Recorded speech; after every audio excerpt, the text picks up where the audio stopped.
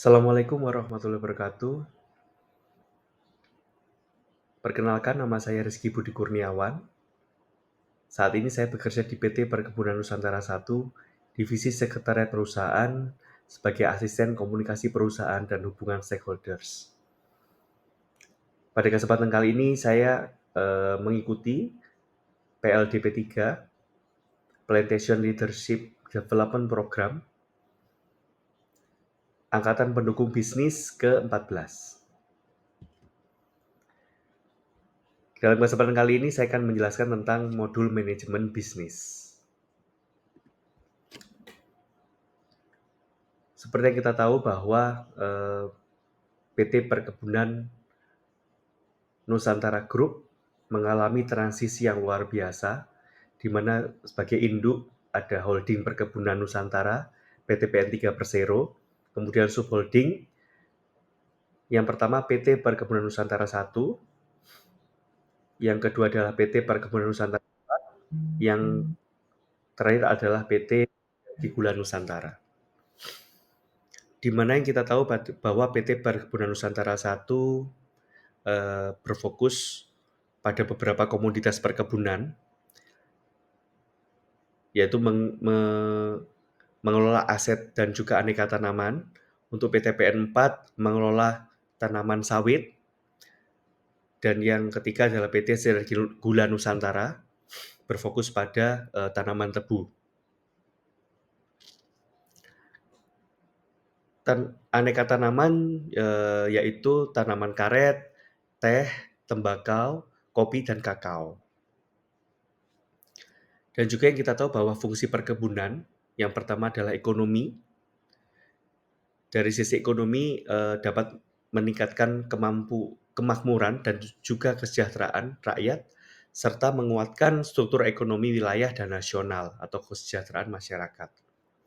Kemudian aspek ekologi, fungsi perkebunan dapat meningkatkan konservasi tanah dan air, menyerap karbon, menyediakan oksigen, dan juga menyangga kawasan lindung atau kelestarian lingkungan. Dan yang terakhir adalah sosial budaya. Di dalam sosial budaya sebagai perekat dan pemersatu bangsa atau pengembangan wilayah. Kemudian berikutnya adalah basic problem solving dan decision making. Seperti yang kita tahu adalah 4 step problem solving. Yang pertama adalah kita temukan dulu akar masalahnya. Kemudian kita tentukan penyebab dari terjadinya masalah tersebut. Kemudian kita cari solusi bagaimana mengatasi masalah tersebut. Dan yang terakhir adalah tindakan merencanakan dan juga tentang persoalan potensial yang dapat menyelesaikan permasalahan tersebut. Kemudian untuk decision making perspektif. Yang pertama adalah rational decision making, di mana proses pengambilan keputusan dilakukan secara sistematis, logis, dan berbasis data dengan beberapa tahapan yang jelas. Kemudian bounded rationality,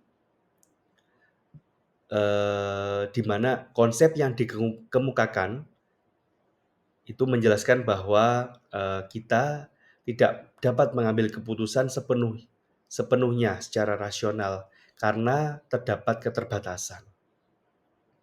Keterbatasan yang dimaksud di sini adalah informasi yang tersedia, kemudian keterbatasan waktu, dan juga kapasitas berpikir. Kemudian yang terakhir adalah intuitive decision making, yang artinya adalah pengambilan keputusan harus berdasarkan naluri, pengalaman, dan perasaan tanpa ada analisis yang mendetail.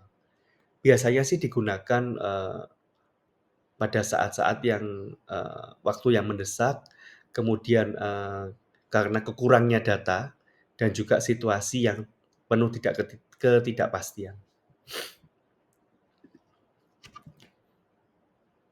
Kemudian ada sistem perencanaan dan pengendalian manajemen, atau yang bisa disingkat SPPN.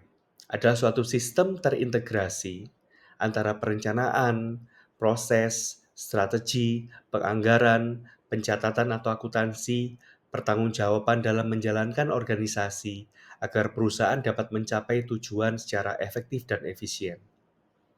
Di mana fungsi SPPM ini adalah untuk membantu manajemen dalam mengarahkan organisasi sehingga dapat mencapai tujuan yang diinginkan.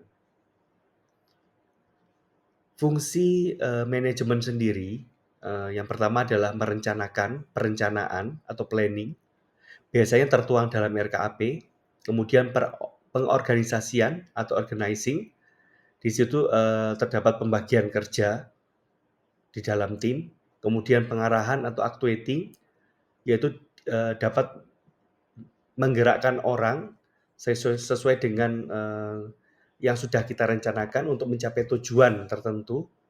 Kemudian pengendalian atau controlling, biasanya yang dapat kita gunakan adalah, melalui laporan manajemen. Berikut yang dapat kami sampaikan, terima kasih atas segala perhatiannya, kami mohon maaf apabila ada kata yang kurang berkenan, kami akhiri, terima kasih. Wassalamualaikum warahmatullahi wabarakatuh.